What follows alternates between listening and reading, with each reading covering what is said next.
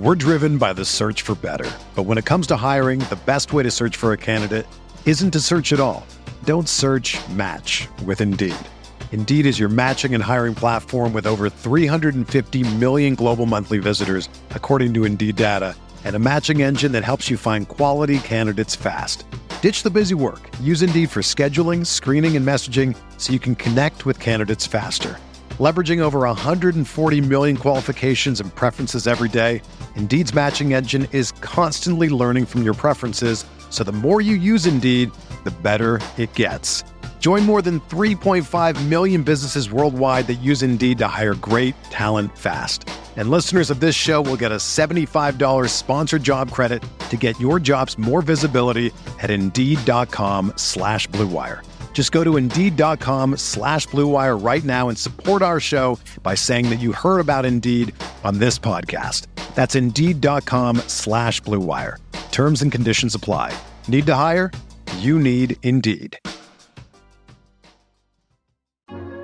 Hi, Blue Wire listeners. I'm Greg Olson. I'm excited to partner with Blue Wire to bring you TE1, a podcast where I interview the tight ends who have revolutionized the position. Listen in as I have raw, in-depth conversations with the all-time greats like Shannon Sharpe, Tony Gonzalez, Travis Kelce, and George Kittle. We'll explore how the tight end position has changed over the last 60 years and what it takes to be the very best. Subscribe to TE1 from Blue Wire Studios today, so you're ready for the August premiere.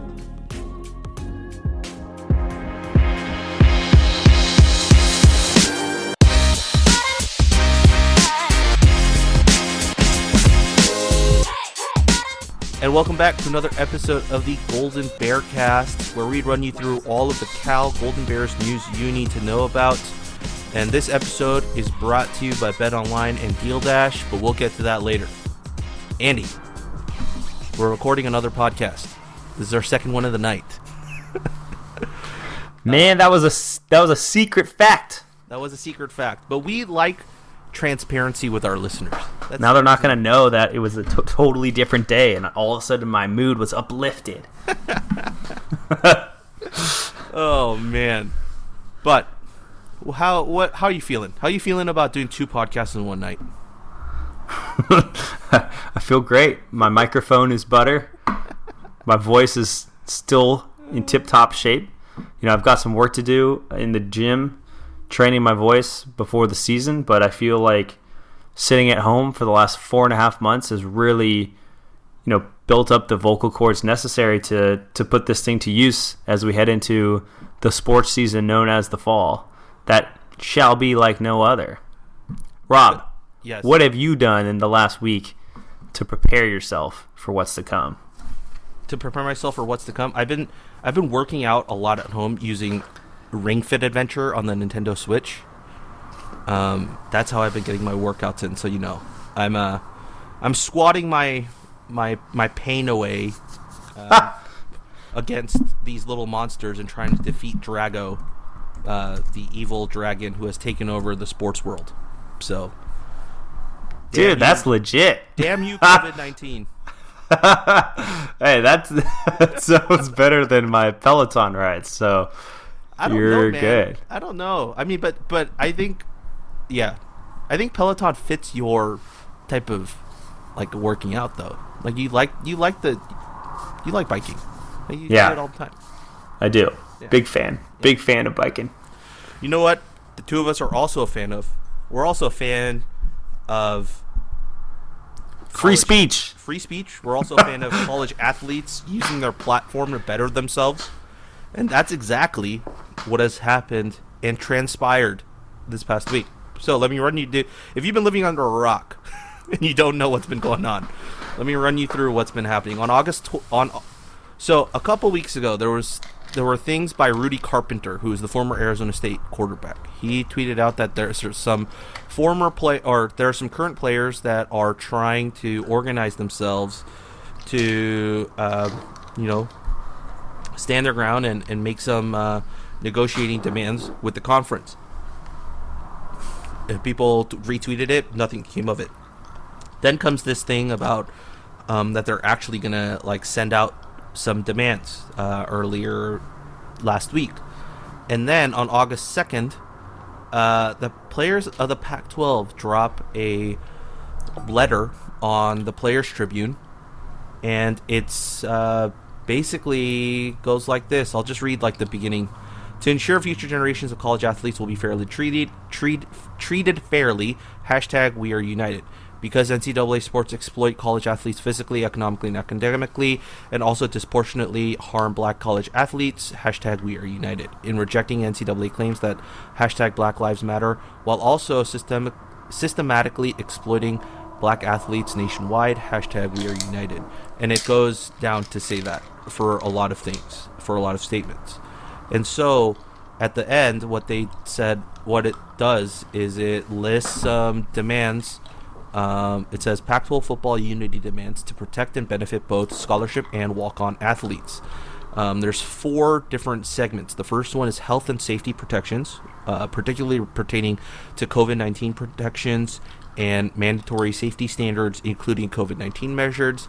The second thing is protecting all sports, preserve all existing sports by eliminating excessive expenditures. The third is end racial injustice in college sports and society, and it's listed by 3 points.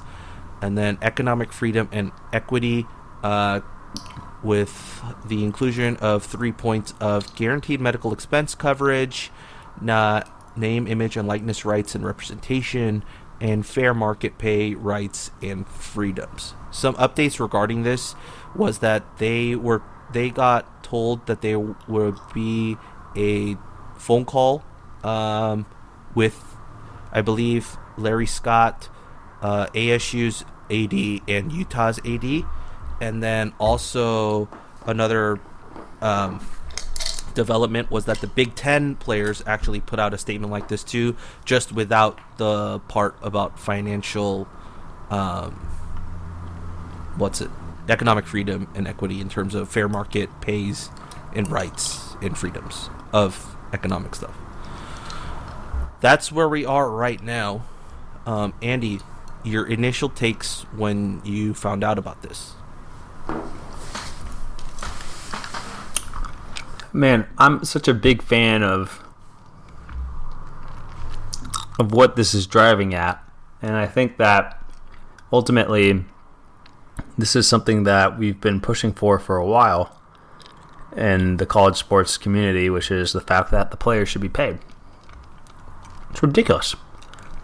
It's absolutely ridiculous that the NCAA has gotten this far with players not being able to, earn something from their likeness, namesake, all that. But what I really like about this is it talks about a lot of things that I think the Black Lives Matter movement what's core to the Black Lives Matter movement, which is that the NCAA hasn't treated its athletes, and more specifically its black athletes, like their lives matter to them.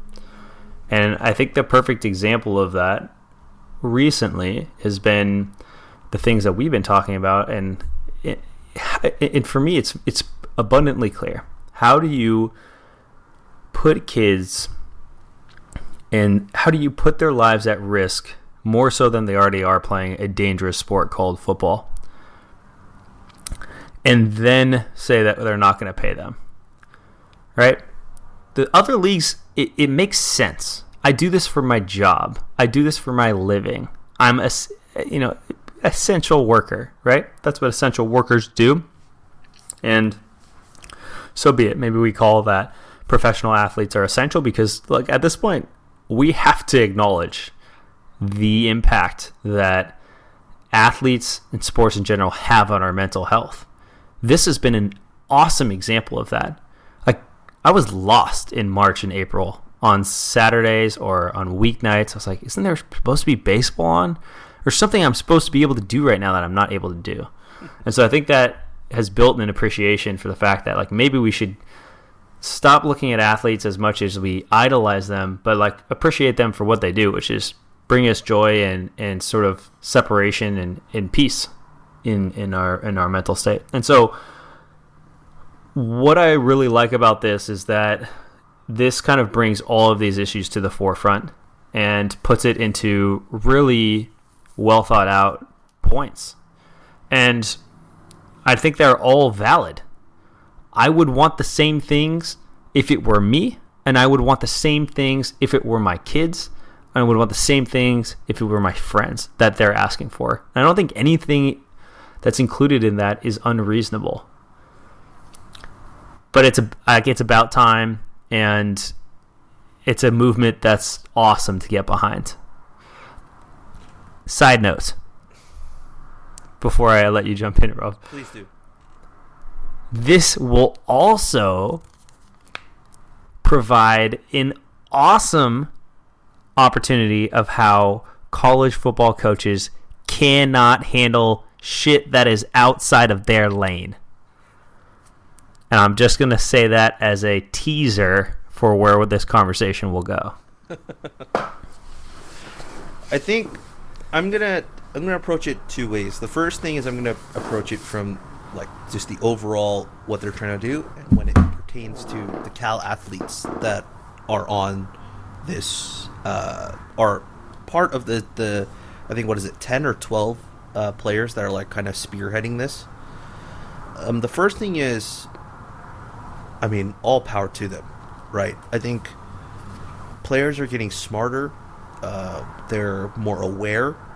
They're understanding the beyond the football stuff of their environment, and they're starting to question it. And like for me personally, that's also scary, because as a fan of the sport, that also drastically, if this is the start of something, then it's definitely going to alter how this sport is played, how this sport is run into a direction that we don't know, right? And it's going to alter one of our favorite sports forever. And like, that's slightly scary, but at the same time, it's like, if that's the necessary steps we need to do to adjust and to actually start reckoning with said choices and systems that have been set up until now, then so be it. I think Dallas, one of our friends, put it up on his Twitter account the best, and I'll pull up that tweet, but that's kind of what he was saying. It's like, our sport that we love so much is going to be drastically changed forever. And college football as we know it might not exist if these movements start to pick up. But if that's the place we need to go, like, I think the fans that are behind it, beyond just like, I want the sport, just shut up and dribble, those types of fans, like the outside of those fans, like, I think most people are like, yeah, like, I'm willing to give up the sport if it means better livelihoods for these players, these student athletes that are people before they're football players. And I think that's the big thing. The second thing is, all of these like fans, particularly when it pertains to Cal fans that are calling them out and stuff. I put out this tweet, and I actually got a lot of likes for this tweet, which is surprising. But basically what I wrote was, you can't praise the university for its history of standing up for rights and the start of movements, and be surprised that Cal players were at the forefront of this attempt to start change. If you love the university and its history, you should be proud that these guys have embodied it. And I think that's still where I stand. Particularly the Cal guys, like, is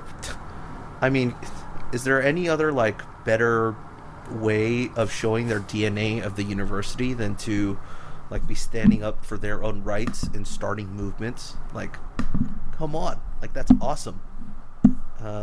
And I'm, even just as like a guy who covers the sport, like, I'm curious to see where this goes, because you're forcing the conversation. Like, there is leverage here to be used because of coronavirus, and they're trying to parlay that into at least something. Granted, do I think a lot of these demands that they put out are realistic?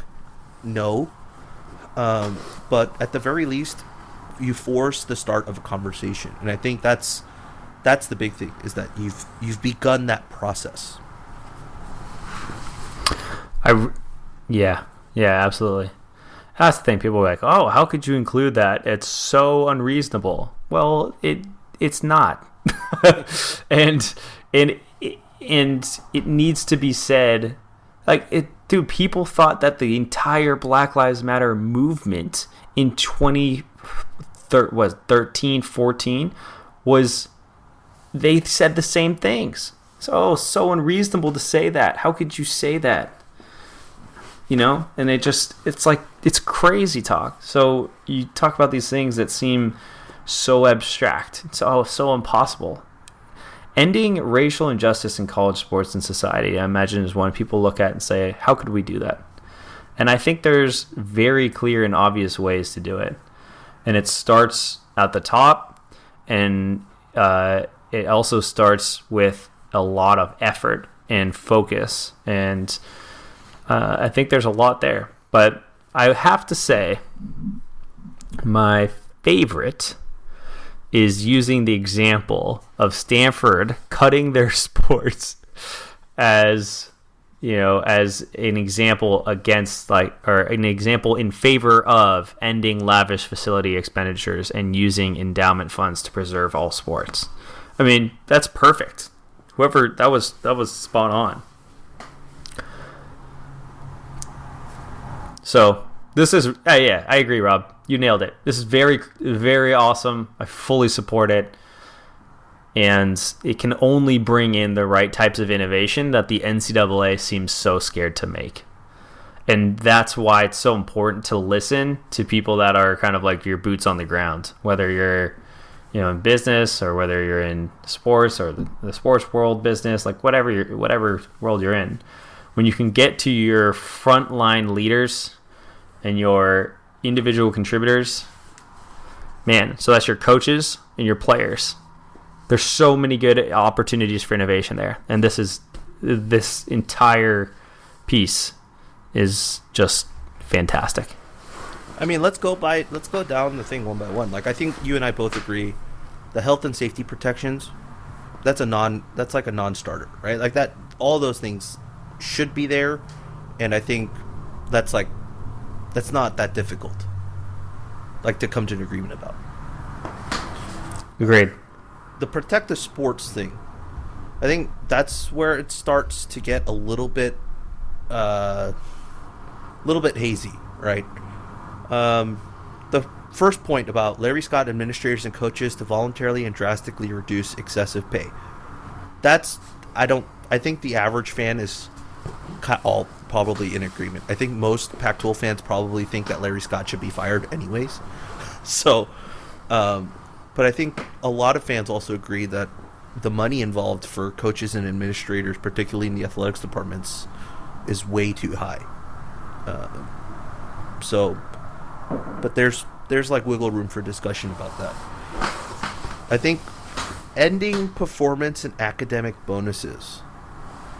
Yeah, I mean, I didn't really think about that until I actually saw this, and I was like, yeah, that actually makes sense. Like, why is it that coaches benefit from students doing well in the classroom? Like, why do they get like a payout for that? It's strange to me. Like, now that I'm like sitting here thinking about it. I think it makes sense to me, but it probably makes sense to me because we've been doing it for so long. Yeah. And it's my first time looking at it, and so at that specific line, and so it's coming across as hard to understand. But I see the side of it, but I agree. It's sort of like one of those things where you're just, I don't know. It's one of those things that it should be part of the job. Yeah. Right? Yeah. It shouldn't have to be a bonus. Like this, you should have to get your players to graduate as part of being head coach. Jeff Tedford didn't get fired because he wasn't hitting his bonuses. He got fired because he wasn't helping his players graduate. Yep. Next point is the point that you brought up, is the end lavish facility expenditures and use some endowment funds to preserve all sports. Now, see, this is the part that's like, at least we had a very, very, I don't want to say heated discussion, but I think a good discussion in our Right for California, our Slack channel, about the endowment funds and all that. Like, I am not well versed in how endowment funds work, how that money is allocated, when that money is allowed to be used, how that money is even budgeted. Like, do you have any sense of like how that works? No. Yeah. So I think I don't think I'm definitely not qualified to speak on it. I would have to do more research on that. But that's actually something that I'd want to learn more about, is how the endowment funds in college sports work. Because, like as they said, Stanford has a $27.7 billion endowment, but that could mean that like that's the total allocated endowment that's spread across like said number of X years. Like, and it's like it's supposed to go like for specific sports for specific reasons. So like, it's tough to just point at like, an amount of money and just be like, why can't we use that? Because there's definitely rules in like how they've set it up that way to use it. And I'm not saying that we shouldn't. It's like how it's set up. So curious to see how that would work. I mean, I think it's one of those things that becomes tough when it's like, okay, do we build, this new Oregon facility? Do we build, this brand new gym when we already have this super nice gym and we are cutting other sports at the same time? Yeah. I think that's really what it's driving at more so than anything else. So I think I have like some of a perspective on that, but maybe not some. Like, I definitely wouldn't pretend to know like how all of the endowment funds work and what they do for the sports and how that all kind of happens. Yeah, because I know, like, remember how like Cal baseball was about to get discontinued, and then they like got all these donations and then set up an endowment fund. Yep. For the baseball team. Like, Yep. I have no idea how that endowment fund works, but I do know that endowment fund is set to be up, I think, in a few years. So they're gonna have to like, replenish it or redo it. But regardless, like, I have no idea how that works. So that's the part that I'm like, I don't know. I can't say. I get where they're coming from, particularly in terms about lavish facility expenditures. But the endowment funds to preserve all sports, I do think that a lot of endowments are being used to preserve sports to begin with. So that's like the part I don't understand. Yep. Next thing is end racial injustice in college sports and society. First one was form a permanent civic engagement task force made up of our leaders, experts of our choice, and university and conference administrators to address outstanding issues such as racial injustice in college sports and in society. The second would be in partnership with Pac-12. 2% of conference revenue would be directed by players to support financial aid for low-income black students, community initiatives, and development programs for college athletes on each campus. And then 3 is form annual Pac-12 Black College Athlete Summit with guaranteed representation of at least 3 athletes of our choice from every school. You got any thoughts on these 3 points? I mean, 2% seems low. Yeah. Should be like a quarter of conference revenue. I love point number 2. I think 1 and 3 are also fantastic. It'll be hard for the NCAA to allow those choices, but it's the right thing to do. I think that give power to those that are on the front lines to be able to choose and to be able to make an impact. So it sounds great. Yeah. So I like all 3. I think 1 and 3 is easily doable. 2 is just a little bit, and I'm not saying that they're not going to do it or like they will do it. I'm just saying whenever money is involved, it gets to like a harder like coming to terms agreement. So, but I mean, if they could somehow pull it off and get 2% conference revenue to go directly into like community initiatives, development programs, and such, like, that'd be awesome. I mean, this is gonna. I don't know how people are gonna take this, but as an Asian American, I think sometimes, like, I wish they didn't say just like low income black students. Like, I understand the Black Lives Matter movement, but there are a lot of also other low income minority students that would absolutely need this help too.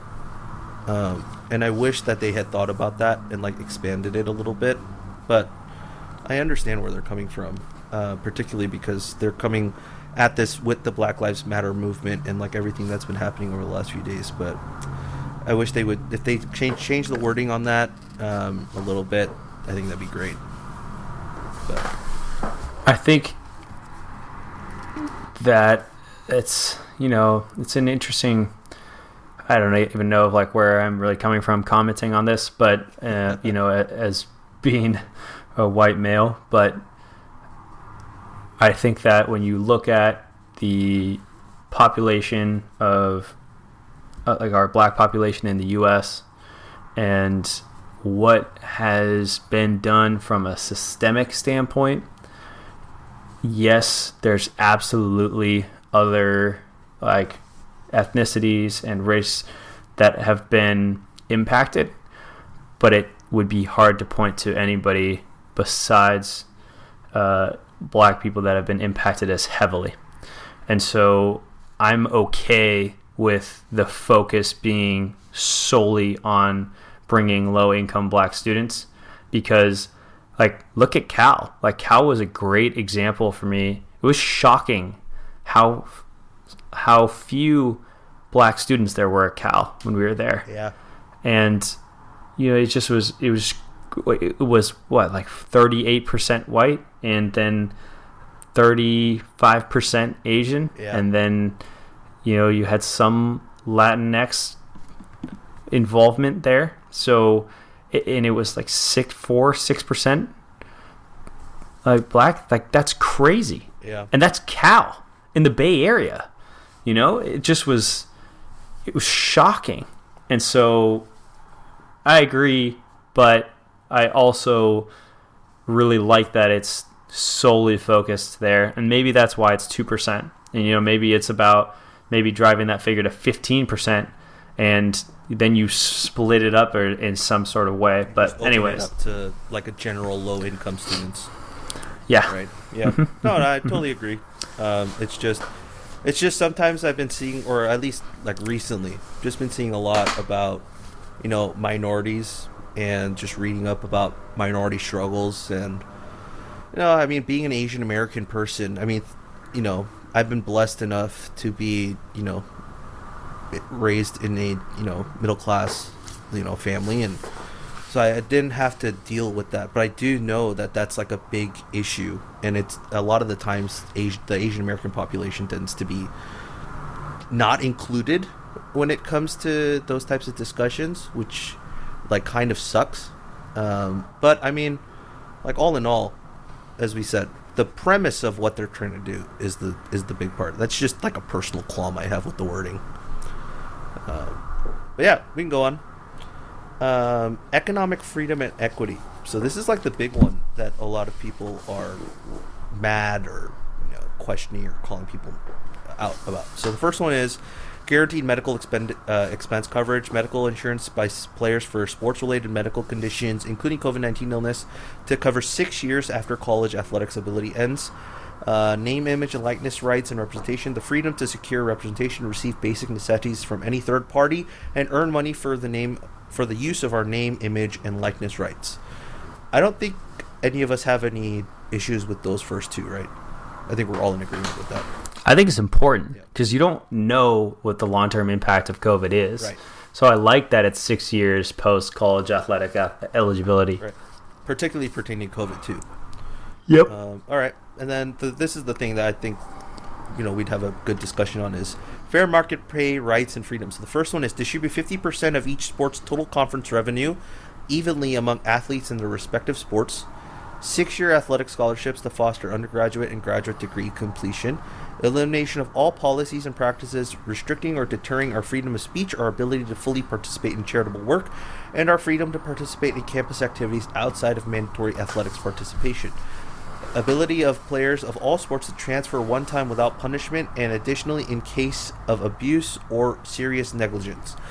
Ability to compete eligibility after participating in a pro draft if a player goes undrafted and forgoes professional participation within 7 days of the draft.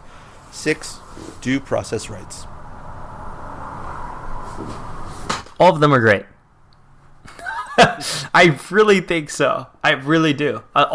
They're not perfect in the sense, like, I don't think but I have a hard time not liking every single one of them. If you were able to start a conversation about distributing 50% of each sport's total conference revenue evenly among athletes in their sports, you're having the right conversation.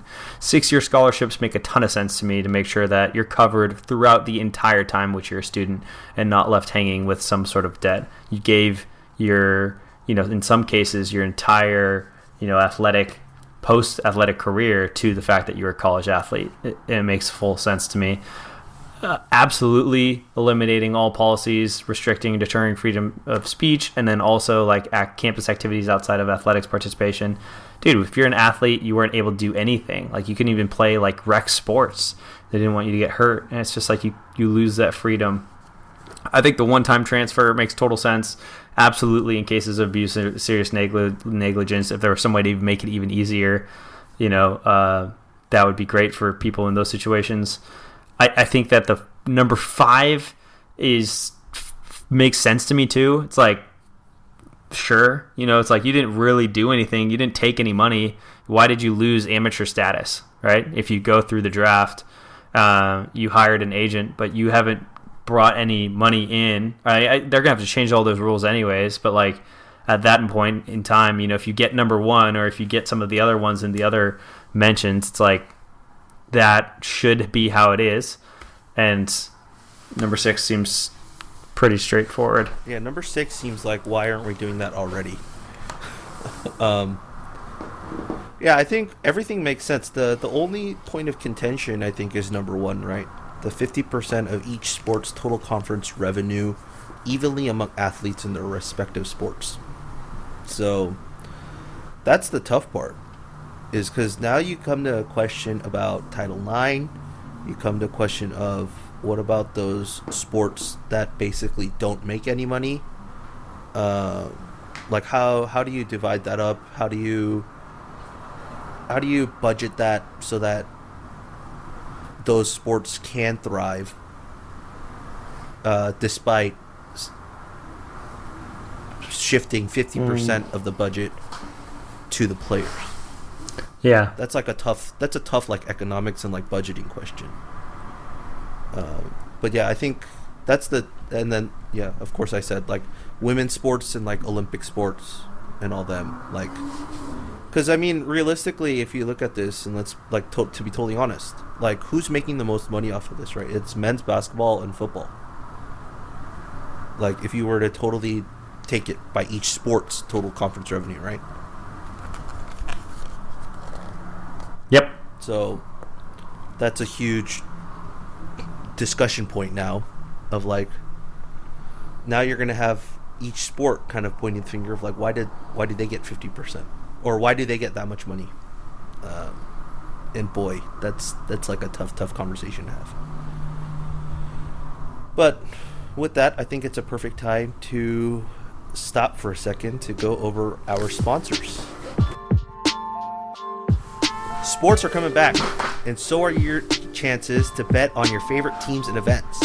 Major League Baseball is finally kicking off, and there's no better place to start wagering than our exclusive partners, Bet Online.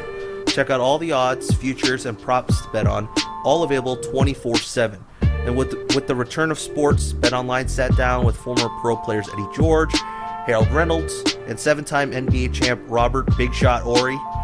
See what they had to say on what it'll be like playing without fans in a series they're calling Fandemic. Visit betonline.ag for all your bets and odds and up-to-date sports news.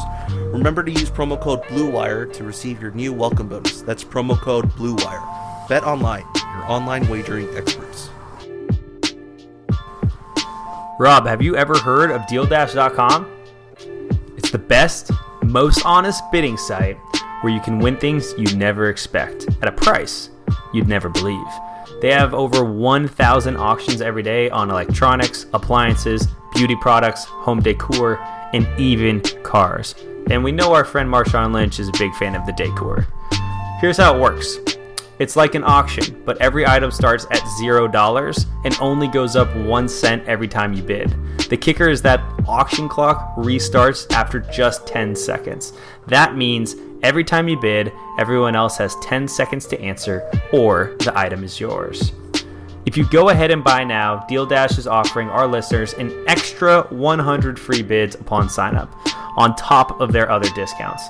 Go to DealDash.com and use the offer code BlueWire or dealdash.fm/BlueWire.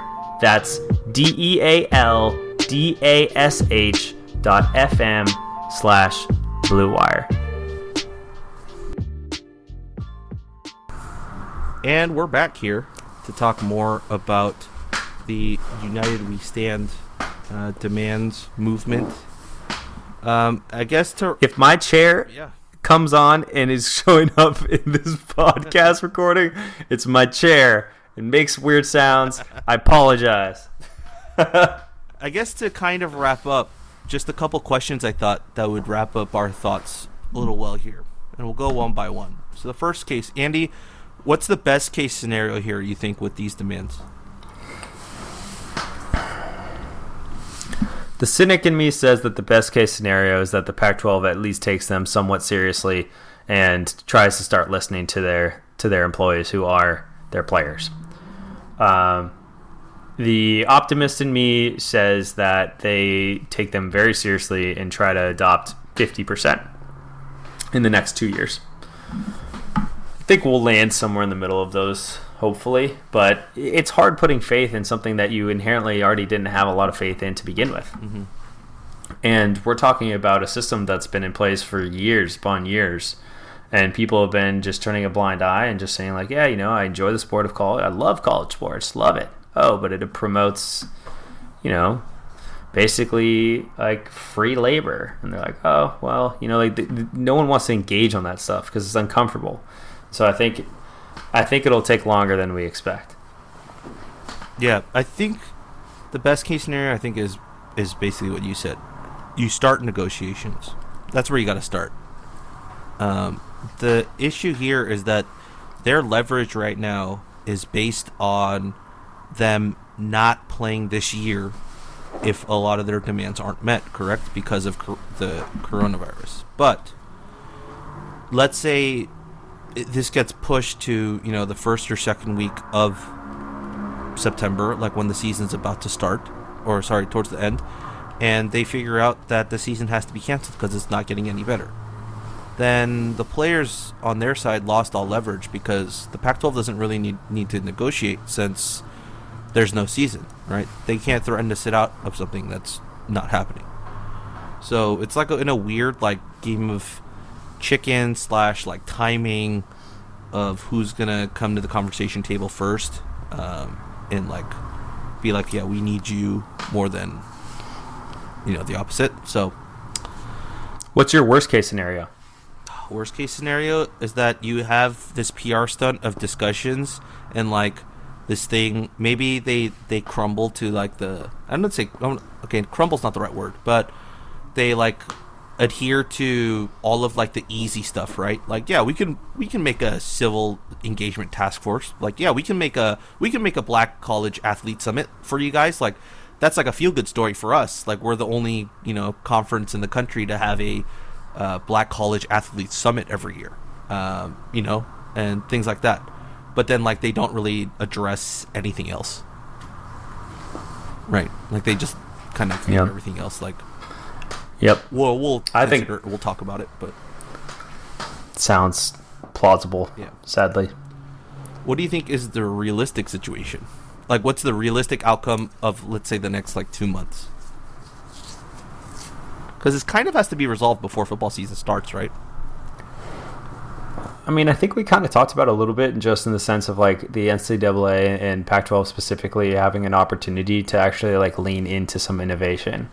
And we kind of like look at baseball for an example. I don't think baseball like went tremendously out of their way to like try to change what they do, but they are experimenting to some degree, which is new for baseball. Like, I hate to give Rob Manfred any credit because he really doesn't deserve it. He's terrible, but at the same time, like baseball is doing the runner on second, they're doing the 7-inning doubleheaders. They're doing things that are slightly different because they've been forced to do it, not because they've taken that extra time to really think about all these cool things that they could be doing. But this is that opportunity for the NCAA. There isn't necessarily a huge demand for them to be ready because of COVID. Like, I think that, as the season gets closer, it's still very much up in the air. And so this is the right time for them to have that conversation. Like, you're at home, you're Larry Scott, you're at home, you don't have as many people coming to you, disrupting you in the middle of the day. You have time to actually invest in a significant way in this.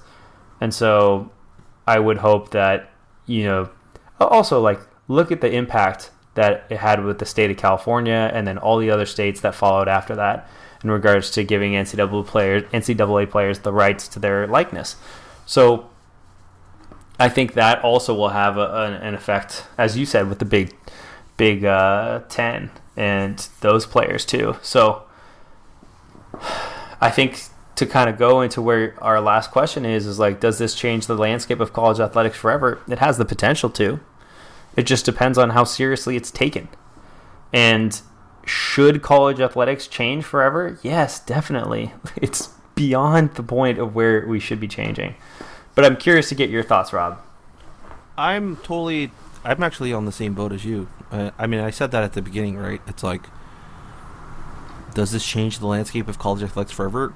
If it goes in the direction that we hope it does, absolutely. It'll definitely change college athletics forever. And as we said, like, it's going to change this sport that we love so much into an uncomfortable, like, new version, right? And we're just going to have to get used to it. But I think you and I are both on board with going through our fandom discomforts if it means, betterment for these players and these guys that we've talked to and have gotten to know. So, yeah, it's a weird world. I mean, it's hilarious, too, at the same time because, as you talked about baseball and, I watch a bunch of the NBA, and it's like they're taking more risks, and they're able to take more risks because of the current situation. Like, you're trying anything and everything to see what works, and can draw more fans and can enhance your sport. Like, up until this point, there was no need to, because life went on as usual and you didn't really need to innovate.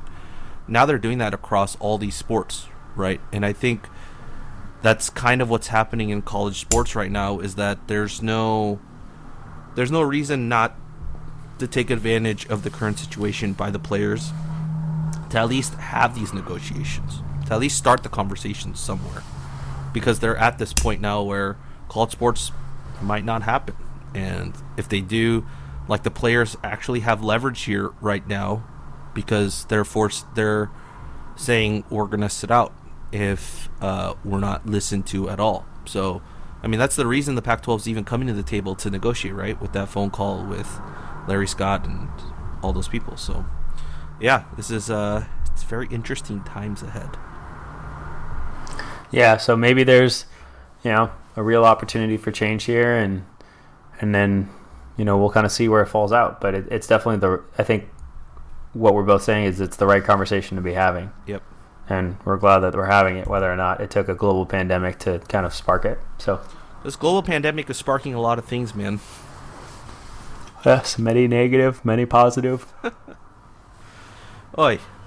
But yeah, that was a deep conversation we had today about this. A little different, a little switch up. Yeah. 2 podcasts for the people. Because the fans and the listeners, they're the real MVPs.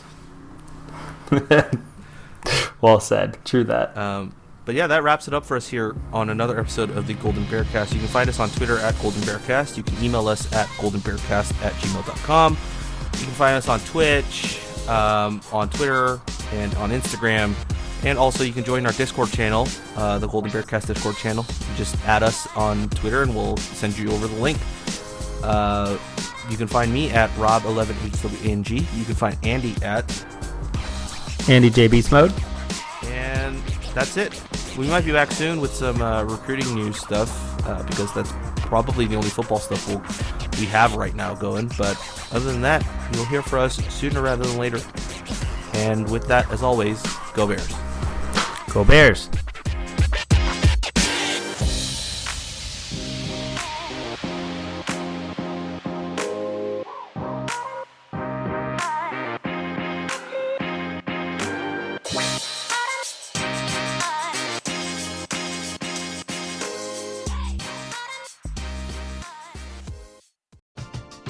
We're driven by the search for better. But when it comes to hiring, the best way to search for a candidate isn't to search at all.